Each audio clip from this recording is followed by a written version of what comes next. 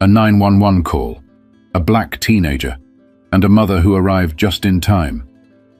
But what happens when the truth hits harder than the accusation? The sun hung low over Brookstone Estates, an affluent neighborhood in Columbus, Ohio. The kind of place where the lawns were perfectly edged, the driveways were freshly sealed, and the sidewalks barely had a crack. It was quiet, almost too quiet, except for the occasional dog bark or the hum of a luxury car rolling down the street. 16-year-old Elijah Brooks adjusted the strap on his gym bag as he walked, his headphones blasting music that drowned out the world around him.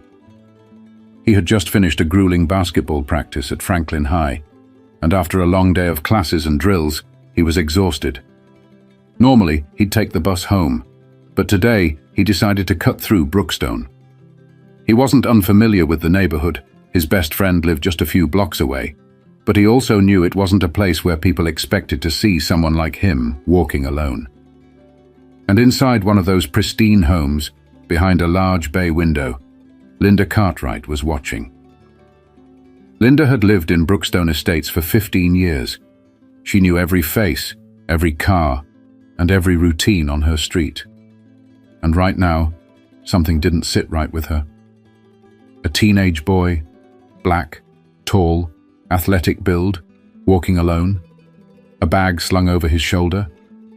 She felt a twinge of concern. Or was it something else? Linda reached for her phone and hesitated. Maybe he was just passing through. Maybe he had a reason to be here. But doubt crept in, fast and unrelenting. What if he was up to something? What if she ignored it, and later that night she saw a story on the news about a break-in just a few houses down? She felt a pit in her stomach. Better safe than sorry, right? Linda took a deep breath and dialed 911. Yes, I'd like to report a suspicious person in my neighborhood. But Linda didn't know that Elijah wasn't just any teenager, and she definitely didn't know who his mother was. Linda kept her eyes on Elijah as she spoke to the dispatcher, her fingers gripping the phone just a little too tightly. He's walking down my street, looking around like he's scoping out houses. I don't know who he is, and he's carrying a bag. The dispatcher's voice remained calm. Can you describe him? Linda's lips tightened. He's, tall, black, wearing a hoodie, gym shorts. He has a bag, I think. I don't know, but it doesn't look right. The dispatcher asked if the young man was doing anything illegal. Linda hesitated. Well, no, not exactly.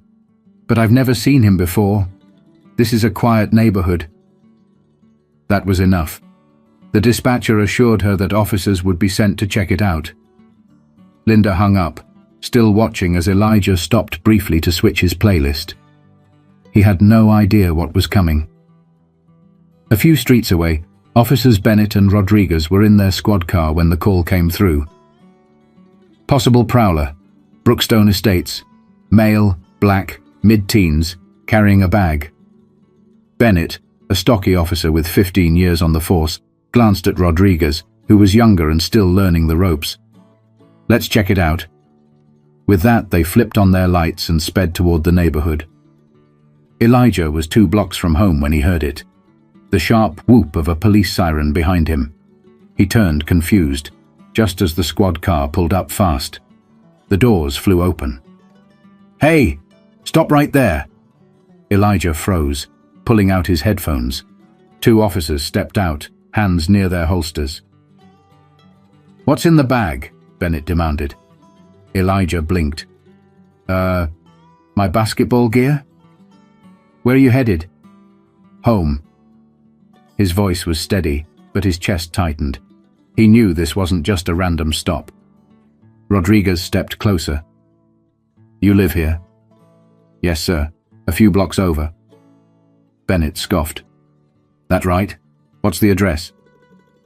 Elijah started to answer, but before he could, Rodriguez grabbed his bag. Hey, that's my stuff. Relax, Bennett muttered, unzipping the bag and rummaging through it. Shoes, a sweaty jersey, a water bottle. Nothing suspicious. But Bennett wasn't done. "Why'd you cut through this neighborhood?" Elijah's heart pounded. "It's just a shortcut. I'm not doing anything wrong."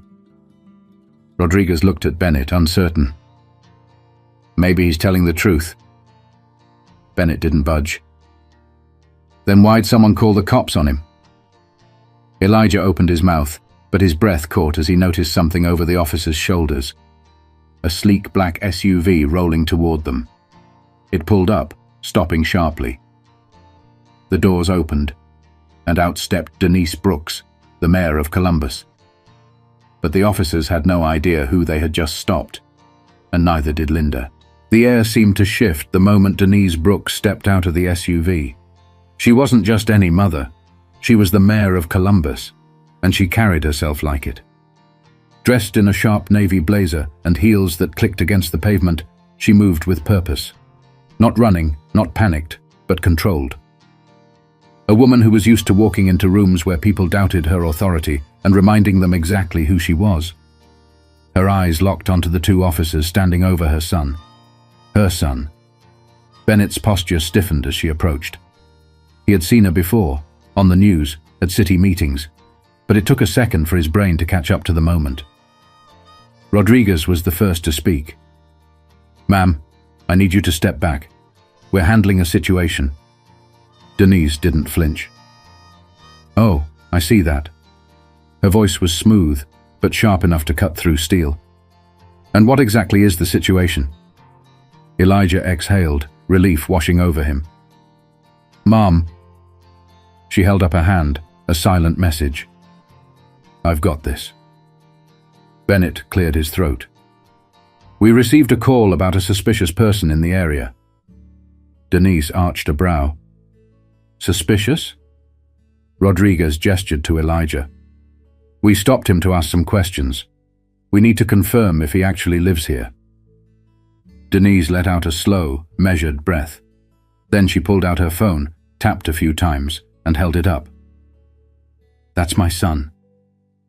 On the screen was Elijah's student ID, their address, and a picture of the two of them at a community event just last month. Silence. Rodriguez shifted uncomfortably. Bennett's jaw tightened. Denise wasn't done.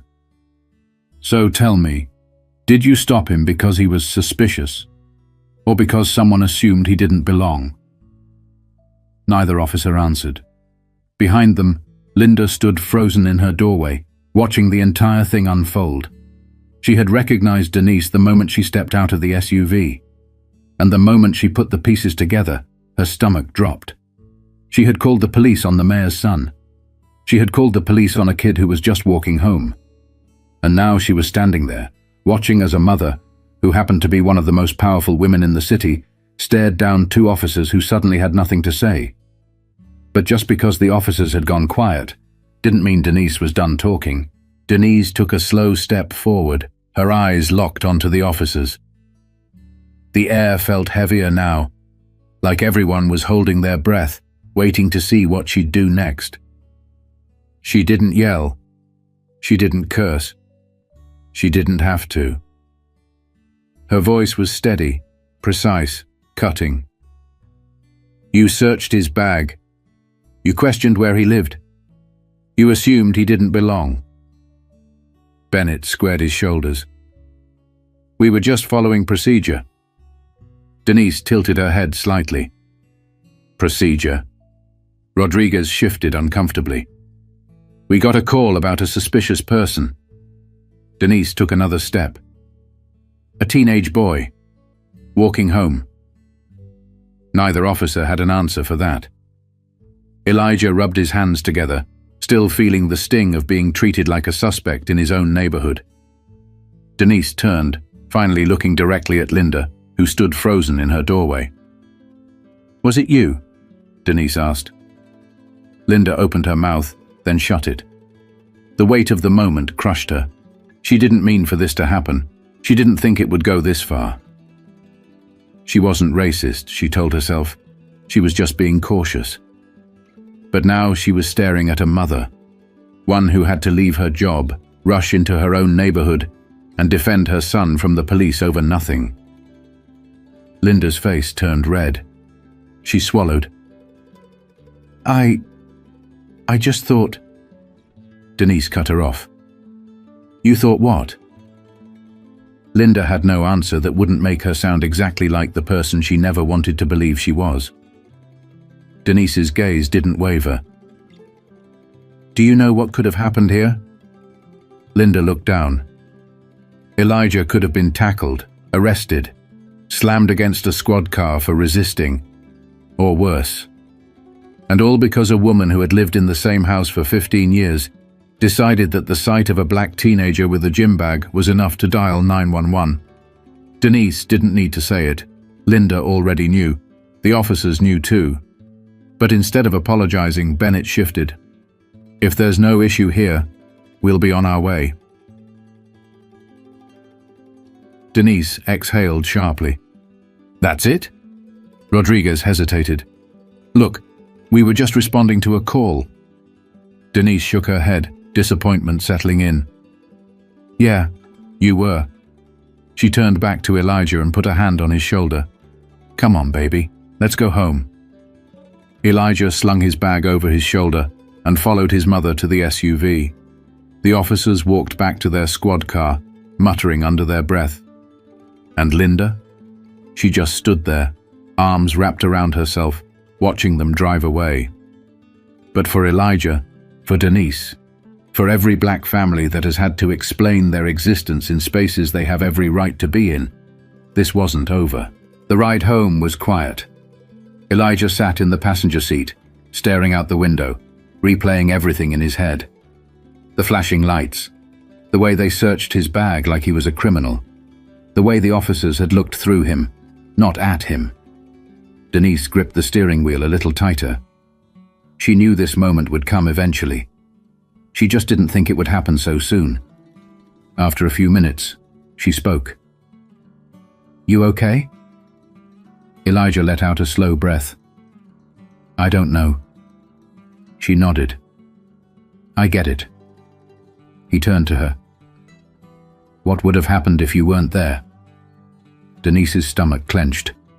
She didn't have an answer she wanted to say out loud. Instead, she reached over, squeezing his hand. You did everything right.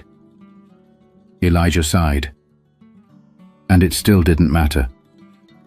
Denise looked at him then, really looked at him. A 16-year-old kid, still sweaty from basketball practice, still carrying the weight of a moment that never should have happened. She knew this wasn't just about today.